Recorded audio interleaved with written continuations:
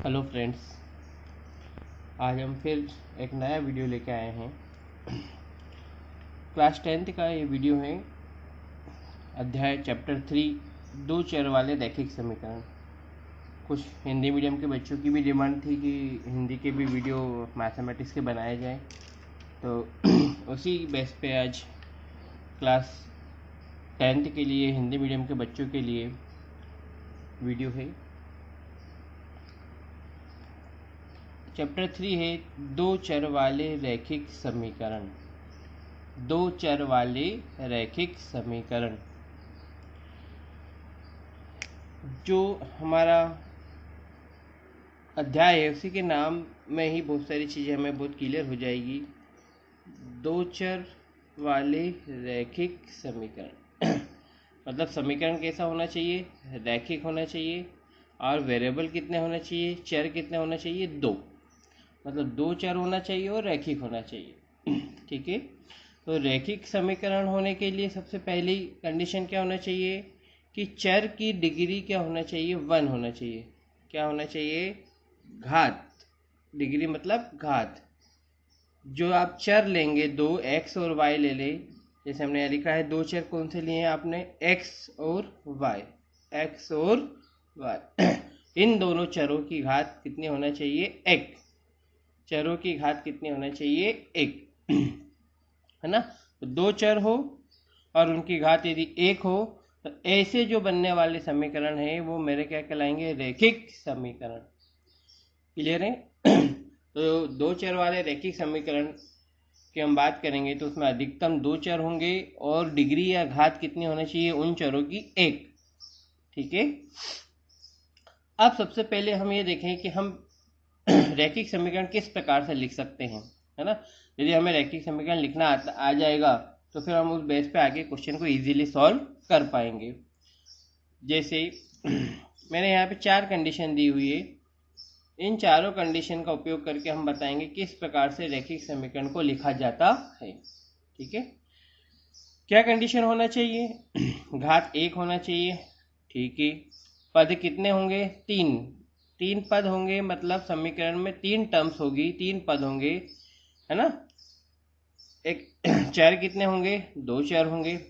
ठीक है। और इक्वेशन कितने लगेंगे आपको? 2 इक्वेशन लगेंगे। मतलब ध्यान रखिए हमेशा इस बात को, किसी भी समीकरण को यदि हमें हल करना है तो जितने वेरिएबल उसमें रहेंगे उतने समीकरण हमें लगेंगे उन वेरिएबल्स की वैल्यू को फाइंड आउट करने के लिए, वेरिएबल के मान को ज्ञात करने के लिए, है ना? यहाँ पे हमारे पास कितने वेरिएबल है? 2 वेरिएबल है। तो इन 2 वेरिएबल से बनने वाले समीकरण को सॉल्व करने के लिए हमें कितने इक्वेशन लगेंगे? 2 इक्वेशन। ठीक है। इसलिए हमने यहाँ लिख दिया है। यदि समीकरण में 3 वेरिएबल होते तो कितने लगते हैं हमें? 3 इक्वेशन लगते हैं। 3 वेरिएबल 3 इक्वेशन, 4 वेरिएबल 4 इक्वेशन। इस प्रकार से जैसे जैसे वेरिएबल यदि बढ़ते जाते हैं वैसे वैसे इक्वेशन की संख्या भी बढ़ती जाएगी। तो हमें हमारे पास कितने चर हैं? 2 चर हैं। तो हमें कितने इक्वेशन लगेंगे? 2 इक्वेशन लगेंगे। समीकरण की डिग्री कितने होना चाहिए? 1। मतलब जो चर उसमें यूज होंगे उनकी अधिकतम घात कितनी होगी? 1 होगी। ठीक है। कितने पद की बोला हमने? 3 पद होंगे उसमें। हमेशा ध्यान रखना, दो चर वाले रैखिक समीकरण में अधिकतम 3 पद होंगे। कितने पद होंगे? 3 पद। एक x का पद, एक y का पद और एक कांस्टेंट टर्म, अचर। देखें हम कैसे लिखेंगे। a1x plus b1y plus c1 बराबर 0। ये पहला समीकरण हो गया मेरा। दूसरा a2x प्लस b2y बराबर प्लस c2 बराबर 0। ये मेरा दूसरा समीकरण हो गया, पहला और दूसरा। मतलब दो चर वाले जब आपको रैखिक समीकरण लिखना है तो उसका फॉर्मेट क्या होगा, उसका तरीका क्या होगा? मैंने आपको बताया है कितने पद होंगे? 3 पद होंगे। कितने पद होंगे? 3 पद होंगे।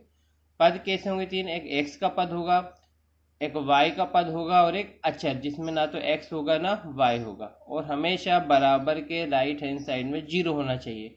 यदि बराबर के राइट हैंड साइड में 0 नहीं है तो वो मेरा समीकरण नहीं होगा। समीकरण की पहली ही कंडीशन में आपको क्लियर कर देता हूँ, कोई भी समीकरण का राइट हैंड 0 होना चाहिए। इसी प्रकार से दूसरा समीकरण a2x plus b2y plus c2 बराबर 0।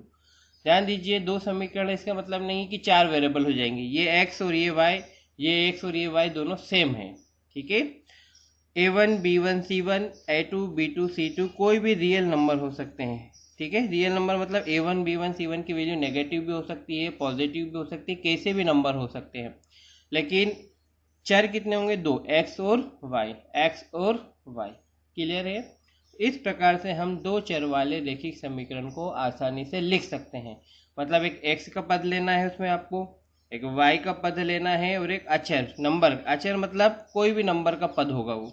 इसी प्रकार से दूसरे समीकरण में भी एक x का पद होगा, एक y का पद होगा और एक अचर का पद होगा, और राइट हैंड हमेशा 0 होना चाहिए। क्लियर है। यदि अब इस बेस पे यदि हम इक्वेशन बनाना चाहें तो कैसे बनाएं, हमें कुछ नहीं करना है, a1 b1 c1 की कुछ भी वैल्यू रख दीजिए और हम है ना a2 b2 c2 की कुछ भी वैल्यू ले लीजिए नंबर्स के फॉर्म में, और हमारे दो इक्वेशन तैयार हो जाएंगे। जैसे मान लीजिए a की वैल्यू आपने ले ली 2, b1 की वैल्यू ले ली 3, c1 की ले ली 4, तो मेरा इक्वेशन क्या बन गया, 2x प्लस 3y प्लस 4 बराबर 0। ये इसको इससे कंपैरिजन कीजिए आप, क्या ये इसी प्रकार का इक्वेशन है मेरा। हाँ, एक x की टर्म्स हो गई पहली, एक y की टर्म्स हो गई और एक अचर पद, और राइट हैंड मेरा क्या हो गया है, 0। ठीक है, जहाँ a1 की वैल्यू कितनी होगी 2, b1 की वैल्यू कितनी होगी 3, c1 की वैल्यू होगी 4, राइट हैंड 0। इसी प्रकार से सेकंड इक्वेशन लिखा है मैंने यहाँ पे, a2x plus b2y plus c2 में a2 b2 c2 की नई वैल्यू ली है, तो मेरा नया इक्वेशन हो गया -3x प्लस 6y प्लस 8 बराबर 0। ये मेरे दो इक्वेशन हो गए हैं। पहला इक्वेशन रैखिक, अच्छा ये रैखिक समीकरण है क्या, हाँ, क्योंकि चर की अधिकतम घात कितनी है, दोनों की 1 है। ठीक है, राइट हैंड 0 होना चाहिए, चर की अधिकतम घात कितनी है, 1। ठीक है, राइट हैंड 0। ध्यान रखिए किसी की भी घात 1 है तो हम लिखते नहीं, 1 से अधिकतम घात होती तो लिखते हैं, इसलिए हमने यहाँ पर 1 1 नहीं लिखा है। ठीक है, क्लियर। जैसे घात 1 होती तो एक्स वाई, घात 2 होती तो हम कैसा लिखते हैं, एक्स स्क्वायर वाई स्क्वायर, घात 3 होती तो कैसे लिखते हैं हम, x cube plus y cube या एक्स क्यूब वाई क्यूब के फॉर्म। आगे समझ में, इसलिए घात 1 में हम ऊपर 1 नहीं लिखते हैं, तो कंफ्यूज नहीं होना, ये और एक्स कामा वाई दोनों का मीन या मतलब सेम होता है। ठीक है, तो इस प्रकार से हम दो चर वाले रैखिक समीकरण बना सकते हैं। आपको कुछ नहीं करना है, एक x के टर्म्स लिखना है, एक y के टर्म्स लिखना है और एक संख्या वाली अचर पद वाली टर्म्स लिखना है और बराबर को 0 करना है। क्लियर है इतना, कोई भी अब आसानी से बना सकता है। अच्छा, a1 b1 c1 और a2 b2 c2 के मान बता सकते हैं हम, आसानी से बता सकते हैं। पहले इक्वेशन में जितने भी नंबर्स हैं उनको ध्यान रखिए, पहला मेरा होगा a1, दूसरा होगा b1, तीसरी वैल्यू होगी c1, यहाँ पर a2 b2 c2। आगे समझ में, मतलब a1 की वैल्यू 2 हो गई मेरी, b1 की वैल्यू 3 है, c1 की वैल्यू 4 है, a2 की वैल्यू -3 है, b2 की वैल्यू 6 है, c2 की वैल्यू 8 है। दैट मीन्स हमें कुछ नहीं करना है, जो भी नंबर है उनको चिन्ह के साथ लिखना है, वो मेरे a1 b1 c1 and a2 b2 c2 हो जाएंगे। क्लियर है ना, मतलब अब आप आसानी से दो चर वाले रैखिक समीकरण अपने मन से भी बना सकते हैं, करना कुछ नहीं है, a1 b1 c1 में जो नंबर्स है उन नए नंबर्स को आपको लेना है। क्लियर है। अब इन समीकरण की बात करें, इन समीकरण से वो ग्राफ पे जब प्रदर्शित किया जाएगा तो ये ग्राफ पे किस प्रकार से दिखेंगे। ठीक है, तो मेरे समीकरण है, वही समीकरण में लिखूंगा, जनरल फॉर्म में ये मेरा उसका सामान्य रूप कि किस प्रकार से हमेशा लिखा जाएगा, a1x plus b1y plus c1 equal to 0, a2x plus b2y plus c2 equal to 0। ध्यान रखिए जब भी ग्राफ पे इसको आप प्रदर्शित करेंगे, ग्राफ पे क्या होता है, दो अक्ष होगी, एक x अक्ष और एक y अक्ष। क्लियर है, ये मेरी जो है x अक्ष है और ये मेरी कौन सी अक्ष है, y। ये y की नेगेटिव एक्स है और ये मेरे y की x की नेगेटिव एक्सिस है। ठीक है, यदि डिग्री 1 है, किसी भी समीकरण की डिग्री 1 है तो उससे बनने वाला जो ग्राफ है, ग्राफ पे हमें क्या प्राप्त होगा, समांतर रेखा है, या सिर्फ रेखा है, सरल रेखा प्राप्त होगी। क्या प्राप्त होगी, यदि एक इक्वेशन है और उसकी डिग्री यदि 1 है तो उससे हमें क्या प्राप्त होगा, सरल रेखा। क्या प्राप्त होगा, सरल रेखा। ठीक है, तो जब आप एक्स और वाई के रूप में इस समीकरण को हल करेंगे या ग्राफिकल विधि से जब आप हल करते हैं और इसको ग्राफ पे जब प्लॉट करते हैं, ग्राफ पे जब बनाते हैं, तो हमेशा कैसी रेखाएं प्राप्त होगी? सरल रेखा। कैसी रेखा होगी? सरल मतलब सीधी रेखाएं आपको मिलेगी इस प्रकार से। क्यों? क्योंकि डिग्री 1 है, डिग्री 2 हो जाती है तो फिर पैराबोला मिलता है आपको। ठीक है, तो अब हमारे पास इन दो समीकरण से कितनी रेखाएं प्राप्त होगी? 2। एक सरल रेखा ये और एक सरल रेखा ये। लेकिन ये दोनों सरल रेखाएं कैसी हो सकती है ग्राफ पर, है ना? मतलब दो सरल रेखाएं जब आपको प्राप्त होगी तो दोनों सरल रेखाएं या तो एक दूसरे को कहीं पे काट सकती हैं, प्रतिच्छेद कर सकती है। ठीक है, कोई एक की वैल्यूज आई वो इस प्रकार से आई, दूसरे की वैल्यू जो हमने प्लॉट की है वो यहाँ पर आई। मतलब दो रेखाएं एक बिंदु पे कहीं पे भी आपस में प्रतिच्छेद कर सकती है, ये हो सकता है पहला कारण। दूसरा, वो रेखाएं समांतर हो सकती है, मतलब एक रेखा दूसरे के समांतर हो सकती है। मान लीजिए पहला इक्वेशन से बनने वाली रेखा ये है, दूसरे इक्वेशन से बनने वाली रेखाएं ये है। ये कैसी रेखाएं हो गई? समांतर रेखाएं, एक दूसरे के आमने सामने। ये कभी भी आगे काटेगी नहीं एक दूसरे को। क्लियर है? और तीसरी रेखाएं दोनों समीकरण से कैसी हो गई? संपाती रेखाएं। संपाती मतलब सारी वैल्यू समान, एक जैसी, एक के ऊपर एक, तो वो दोनों रेखाएं कैसी हो गई मेरी? संपाती रेखाएं। आगे समझ में? मतलब दो चर वाले रेखिक समीकरण को जब आप ग्राफ पर ड्रॉ करेंगे तो हमेशा कैसी रेखाएं प्राप्त होगी? प्रतिच्छेदी रेखाएं प्राप्त होगी, सरल रेखा, समांतर रेखा प्राप्त होगी और संपाती रेखाएं प्राप्त होगी। इनमें से कोई भी तीनों कंडीशन हो सकती है कि रेखाएं या तो एक दूसरे को प्रतिच्छेद करे, रेखाएं एक दूसरे के समांतर हो और रेखाएं संपाती हो। क्लियर है? ठीक है, अब एक चीज और हम यहाँ पे क्लियर कर लें। जब रेखाएं एक दूसरे को एक बिंदु पे काट रही है, कितने बिंदु पे काट रही है? एक बिंदु पे काट रही है, तो उन रेखाओं के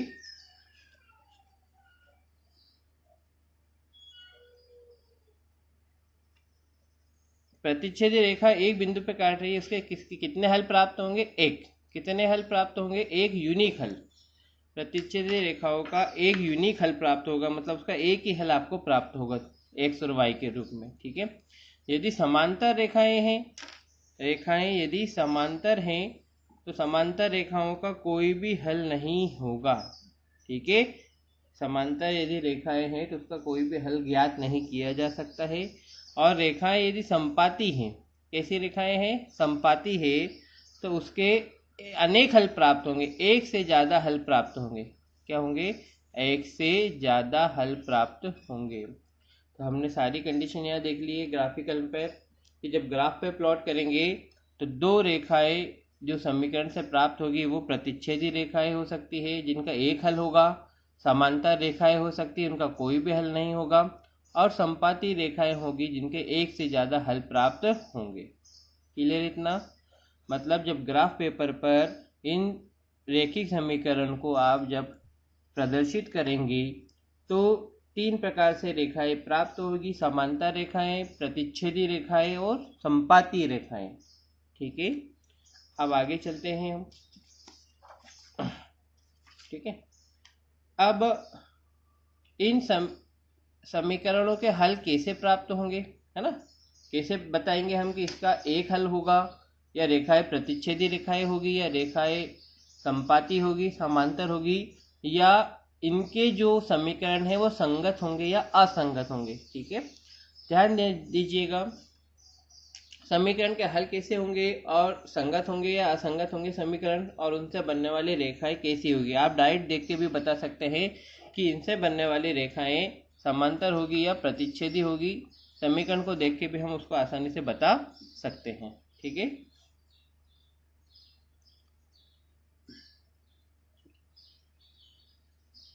हमारे दो समीकरण हैं, a1x plus b1y plus c1 equal to 0, a2x plus b2y plus c2 equal to 0। ये मेरे पास दो समीकरण हैं।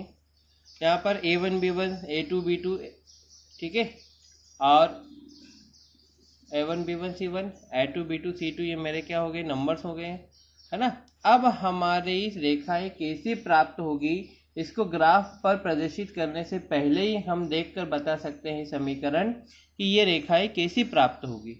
देखिए कैसे, हमें कुछ नहीं करना है, हमें जो इसके गुणांक है, गुणांक मतलब जो x या y के साथ जो नंबर आएंगे, या a1 b1 है, मेरा x का गुणांक है, ये मेरा y का गुणांक है, ये अचर पद है।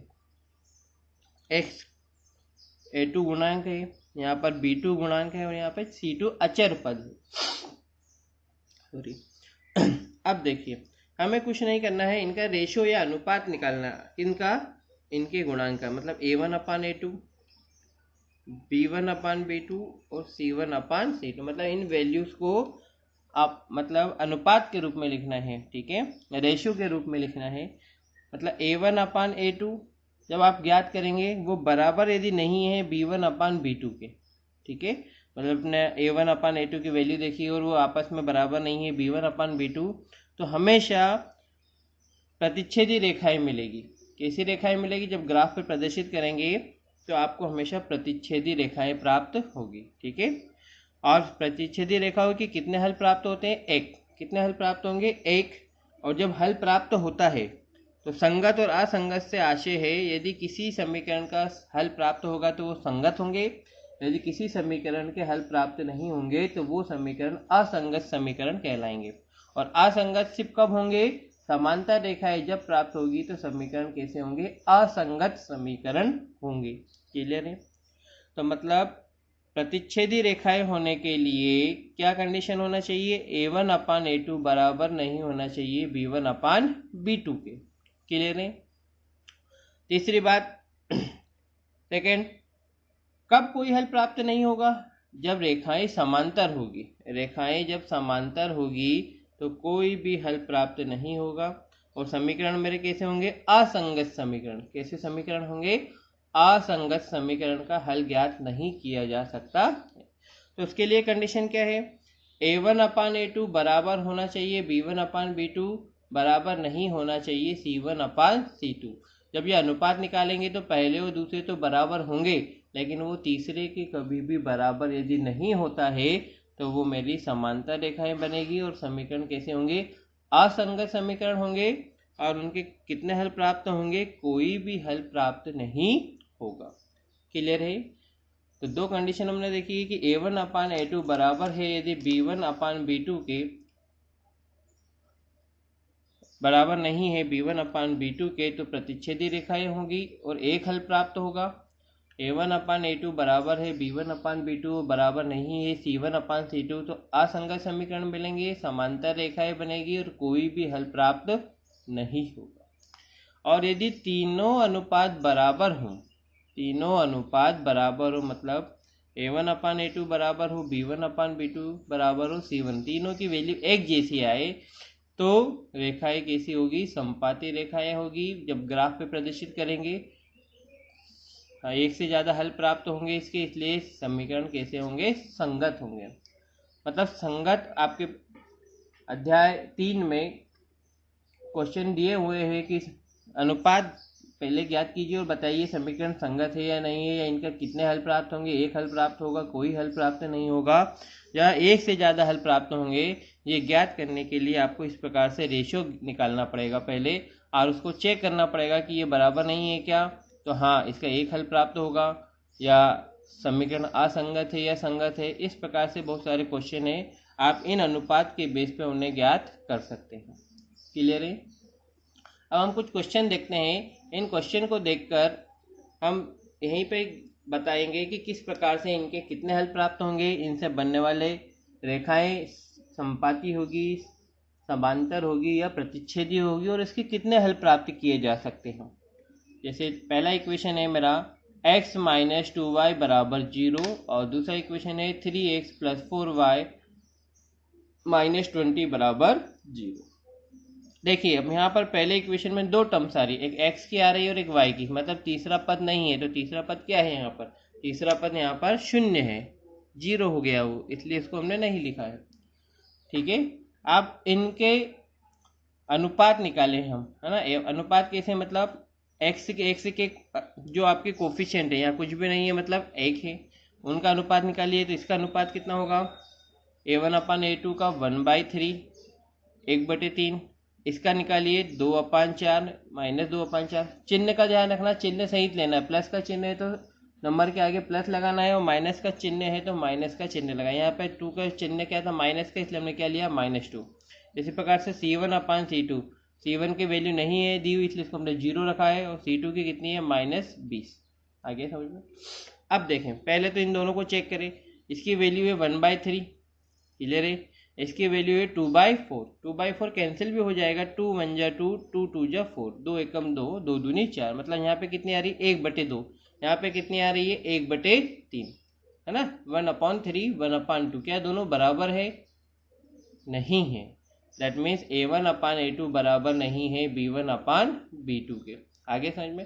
तो A1/A2 बराबर नहीं है B1/B2, तो क्या होता है, एक ही हल प्राप्त होगा इसका। और रेखाएं कैसी प्राप्त होगी, प्रतिच्छेदी रेखाएं मिलेगी। समीकरण कैसे होंगे, संगत होंगे। आगे समझ में। तो यहाँ से आपने देख के इन इक्वेशन में बता दिया कि जब भी आप ग्राफ पे प्रदर्शित करेंगे तो प्रतिच्छेदी रेखाएं मिलेगी आपको। समीकरण तो संगत होंगे ही, क्योंकि एक जगह एक पॉइंट पे वो एक दूसरे को क्रॉस करेंगे, तो ये जो पॉइंट होगा वही मेरा क्या होगा, सॉल्यूशन होगा।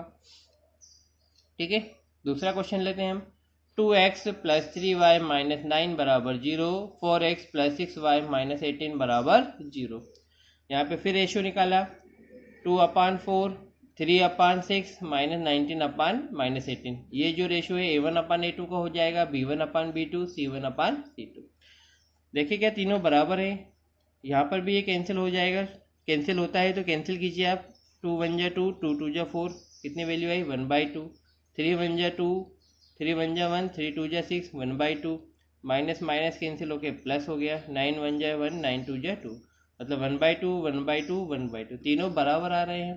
तो A1/A2 का जो मान आ रहा है वो किसके बराबर आ रहा है, B1/B2 के, और वो किसके बराबर है, C1/C2 के।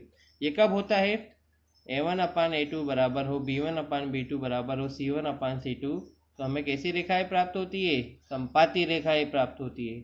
और इसके कितने हल मिलेंगे, एक से ज़्यादा हल प्राप्त होंगे, और समीकरण कैसे होंगे, संगत समीकरण होंगे।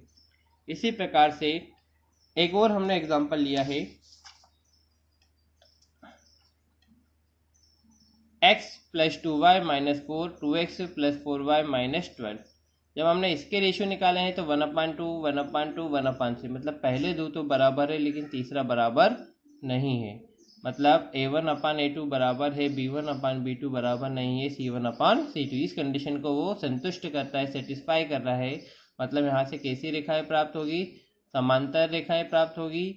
समीकरण असंगत हो जाएंगे और इसका कोई भी हल ज्ञात नहीं किया जा सकता है। ठीक है।